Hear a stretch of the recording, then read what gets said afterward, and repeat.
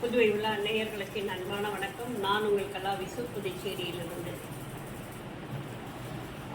நீயா நானா ப்ரோக்ராமில் கணவன் மனைவி இவர்களுக்குள் நடைபெறும் சண்டைகள், அதை சமாதானப்படுத்தும் மருமகள்கள் மகள்கள் அப்படிங்கிற ஒரு தலைப்பில் சென்ற வாரம் ஒரு நிகழ்வு நடந்தது. அதில் ஒரு மனைவி சொல்கிறாங்க, எங்கிட்ட அவரை பேச சொல்லுங்க, இயல்பாக பேச வேண்டிய எந்த விஷயத்தையும் அவர் எங்கிட்ட பேசுனதே இல்லை அப்படின்னு சொல்லி. அப்போ இவர் கேட்குறாரு, என்னம்மா பேசணும் உங்ககிட்ட, ஏதாவது எதையாவது பேச சொல்லுங்க, என்ன பேசணும் அப்படிங்கிறது கூட அந்த அம்மாவுக்கு சொல்ல தெரியல, எதையாவது பேச சொல்லுங்க அப்படின்னு. அப்போ எவ்வளோ ஒரு ஆதங்கம் பாருங்க அந்த அம்மாவுக்கு. அவருக்கும் அதை என்ன பேசுறது இவங்ககிட்ட அப்படிங்கிறது தெரியல. அவங்களுக்கு அன்னைக்கு கல்யாண நாளுன்னு வேற சொல்கிறாங்க. சரி, நீங்கள் உங்கள் மனைவிக்கு வாழ்த்து சொன்னீங்களா அப்படின்னா அவர் என்னமோ கையை தலையில் வச்சு ஆசீர்வாதம் பண்ணுறாரு. வாழ்த்துனா இது இல்லைங்க, அது ஆசீர்வாதம் அப்படின்னு சொன்னோம்னா அப்புறம் ஏதோ ஒரு ஹக் பண்ணுறாரு.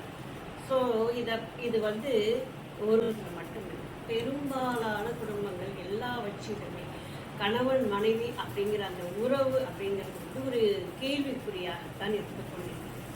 ஏதோ கல்யாணம் ஆகிடுச்சு, ஏதோ 2 பிள்ளைங்க பத்துட்டு அப்புறம் தான் அந்த 2 பிள்ளைங்களை பார்த்துக்கிட்டு வந்து அப்படியே வாழ்க்கையை கொண்டுட்டு போவோம் அப்படிங்கிற ஒரு எண்ணத்தில் தான் வந்து பெரும்பாலான வாழ்க்கை வந்து நகர்ந்து கொண்டிருக்கிறது. அப்படின்னு கணவன் மனைவிக்குள்ளே இருக்க வேண்டிய ஒரு அந்த அந்யோன்யம், அந்த அன்பு, இதெல்லாமே இல்லாமல் தான் இருந்தது.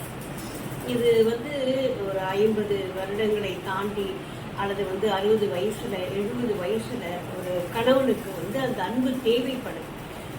வந்து அப்போ வந்து மனைவி என்ன செய்வாங்க அப்படின்னு சொன்னாக்கா, பிள்ளைங்களை பார்க்கறது, பேரங்களை பார்க்கறது, பேத்திகளை பார்க்கறதுன்னு இந்த சைடு திரும்பிடுவாங்க. ஏன்னா காலம் முழுவதும் அவங்க கிட்ட எதிர்பார்த்து எதுவுமே கிடைக்கல அவங்களுக்கு.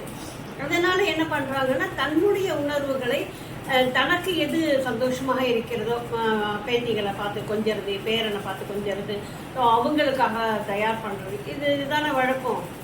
இப்போ முதல்ல வந்து கணவனை பார்க்கணும், அதுக்கப்புறம் பிள்ளைங்களை பார்க்கணும், அதுக்கப்புறம் மருமக வந்தால் அவளை கவனிக்கணும், அதுக்கப்புறம் பேரன் பிறந்தா பேத்தி பிறந்தா அந்த பேத்திகள், இதுதான் பெண்களுடைய நிலைமை. அப்படிங்கும்போது அவங்க மடைமாற்றி கொள்ளுகிறார்கள். ஆனால் அப்போ தான் அந்த கணவன்மார்களுக்கு ஒரு ஏக்கம் வருகிறது. ஐயோ, மனைவி நம்மளை கவனிக்கலையே, இங்கேயே இருக்கிறா, சாப்பிட்டீங்களான்னு ஒரு வார்த்தை பேச மாட்டேங்கிறாங்க. நீ கேட்டியா, அவன் நல்லா இருக்கிற பருவத்தில், நீ நல்லா இருக்கிற வயசில் என்னம்மா சாப்பிட்டியா அப்படின்னு சொல்லி ஒரு வார்த்தை கேட்டிருப்பீங்களா? சாம்பாரில் உப்பு இல்லை, ரசத்தில் வந்து காரம் கம்மியாக இருக்குது அப்படின்னு சொல்லி திட்டத்துக்கு மட்டும்தான் இந்த ஆண்கள் வந்து வாயை திறப்பாங்க. மற்றபடியான ஒரு பாராட்டுதலை கொடுக்கறதுக்கு, இன்னைக்கு இன்னும் அழகான ஒரு புடவை கட்டியிருக்கோம்மா, சூப்பராக இருக்குமா உனக்குன்னு ஒரு வார்த்தை நீங்கள் சொல்லியிருப்பீங்களா? நிச்சயமாக இருக்காது. ஆனால் ஒரு காலகட்டத்துக்கு மேலே உங்களுக்கு வயதாகி விட்டது, நீங்கள் வந்து ஒரு தனிமையில் இருக்கீங்க, அப்போ வந்து ஒரு அன்பையும் ஒரு அரவணைப்பையும் எதிர்பார்க்குறீங்க. அப்போது அந்த நேரத்தில் கொடுப்பதற்கு இவர்கள் தயாராக இல்லை. இப்படித்தான் அந்த வாழ்க்கையை நகர்ந்து கொண்டிருக்கிறது. இது வந்து ஒரு காலகட்டம் வரைக்கும் ஏதோ சரி, இதுதான் நம்ம வாழ்க்கை, இப்படித்தான் இருந்தாகணும், இப்படிதான் இருப்பாங்க எல்லா கணவன்மார்களும் அப்படின்னு சொல்லி சகிச்சுக்கிட்டு வாழ ஆரம்பித்தாங்க. விட்டு கொடுத்து வாழறதில்லை, சகிச்சுக்கிட்டு வாழறது அப்படின்னு தான் சொல்லணும். ஆனால் இன்றைய பெண்கள் அதற்கு தயாராக நிச்சயமாக இல்லை. நீயும் சம்பாதிக்கிறேன், நானும் சம்பாதிக்கிறேன், நீ வேலைக்கு போகிறேன், நானும் வேலைக்கு போகிறேன், அப்புறம் நான் ஏன் உனக்கு அடங்கி நடக்கணும் அப்படின்ற ஒரு எண்ணம் வந்து அவங்களுக்கு வந்துடுது. அப்போ வந்து கேள்விகள் அதிகமாக கேட்குறாங்க. அப்போ கேள்வி கேட்கும்போது இத்தனை காரணம், எங்கள் அம்மா எந்த கேள்வியும் எங்கள் அப்பாவை கேட்டது, ஆனால் இவன் என்னை ஏற்றி பேசுறா அப்படிங்கிற அந்த ஈகோவை நம்ம தூண்டி விட்ட உடனே இந்த ஆண்களுக்கு எல்லாம் வந்து ஐயோ, இப்படிப்பட்ட ஒரு ராட்சசியை நான் கடன் பண்ணிக்கிட்டேனே அப்படின்னு சொல்லி அவன் பொங்க, ஐயோ நான் சொல்கிறது எதையுமே இவர் கேட்க மாட்டேங்கிறார், என்னோட மனசை புரிஞ்சிக்க மாட்டேங்கிறார், எங்கிட்ட பேச்சு கொடுத்து பேச மாட்டேங்கிறார், நான் எது செஞ்சாலும் ஏதோ ஜடம் மாதிரி தின்னுட்டு போறாரு, ஒரு பாராட்டு சொல்றது கிடையாது, இவருக்கே நான் சமைச்சு போடணும்னு இவங்க பொங்க. அங்கதான் உடையுது இந்த குடும்பம். ஆனா இந்த இருவருக்குள்ள நடக்கின்ற அந்த பிரச்சனைகள் யாரை பெருசா பாதிக்குது அப்படின்னு சொன்னாக்கா அந்த குழந்தைகளை தான் பாதிக்குது.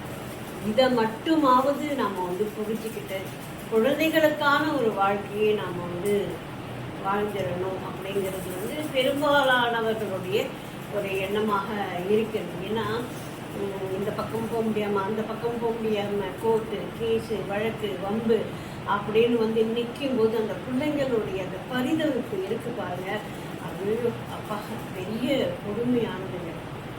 நன்றி, வணக்கம்.